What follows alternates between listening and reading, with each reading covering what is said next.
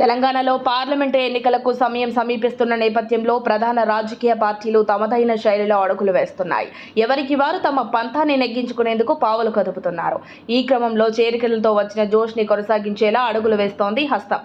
కాంగ్రెస్ దూకుడికి బిత్తరపోతున్న గులాబీ అధినేత కేసీఆర్. ఇదే క్రమంలో పార్లమెంటు ఎన్నికల వేళ ప్రతిపక్ష బీఆర్ఎస్ పార్టీకి షాకుల మీద షాకులు తగులుతూనే ఉన్నాయి.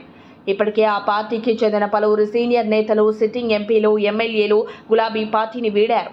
కారు పార్టీకి గుడ్ బై చెప్పి కాంగ్రెస్ కండువా కప్పుకున్నారు. పార్టీ ఫిరాయించిన ఎమ్మెల్యేలు దానం నాగేందర్, కడియం శ్రీహరిపై చర్యలు తీసుకోవాలని ఆ పార్టీ నేతలు స్పీకర్కు ఫిర్యాదు చేశారు. ఇదిలా ఉండగానే మరో సిట్టింగ్ ఎమ్మెల్యే గులాబీ పార్టీకి జలకిచ్చారు. కారు దిగి హస్తం పంచన చేరారు. భద్రాచలం ఎమ్మెల్యే డాక్టర్ తెల్లం వెంకట్రావు ఆదివారం నాడు గులాబీ పార్టీకి గుడ్ బై చెప్పి కాంగ్రెస్ పార్టీలో చేరారు. సీఎం రేవంత్ రెడ్డి సమక్షంలో ఆయన కాంగ్రెస్ లో చేరారు. ఖమ్మం జిల్లాకు చెందిన మంత్రి పొంగులేటి శ్రీనివాస్ రెడ్డి ఆయనకు కండువా కప్పి పార్టీలోకి ఆహ్వానించారు. వెంకట్రావుతో పాటు నియోజకవర్గానికి చెందిన పలువురు కీలక నేతలు కారు దిగి కాంగ్రెస్ కూటికి చేరారు. అయితే తెల్లం వెంకట్రావు పార్టీ మార్పుపై అసెంబ్లీ ఎన్నికల ఫలితాల తర్వాత ఊహాగానాలు వస్తున్నాయి. వాస్తవానికి దానం నాగేందర్, కడియం శ్రీహరిల కంటే ముందు ఆయనే పార్టీ మారతారనే ప్రచారం జరిగింది. అసెంబ్లీ ఎన్నికల రిజల్ట్ వచ్చిన కాసేపటికే రేవంత్ పొంగులేటితో భేటీ అయినట్లు వార్తలు కూడా వినిపించాయి.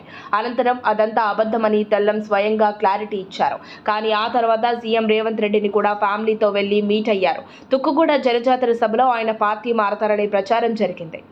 అయితే తాజాగా ఆయన కారు దిగి హస్తంగుటికి చేరుకున్నారు. అసెంబ్లీ ఎన్నికలకు ముందు తెల్లం పొంగులేటి ప్రధాన అనుచరుడిగా ఉన్నారు. ఆయనతో పాటే గులాబీ పార్టీకి గుడ్ బై చెప్పి కాంగ్రెస్ పార్టీలో చేరారు. అయితే అక్కడ సిట్టింగ్ ఎమ్మెల్యేగా ఉన్న పొదెం వీరయ్యకు కాంగ్రెస్ టికెట్ కేటాయించడంతో తిరిగి బీఆర్ఎస్ లో చేరి టికెట్ తెచ్చుకున్నారు.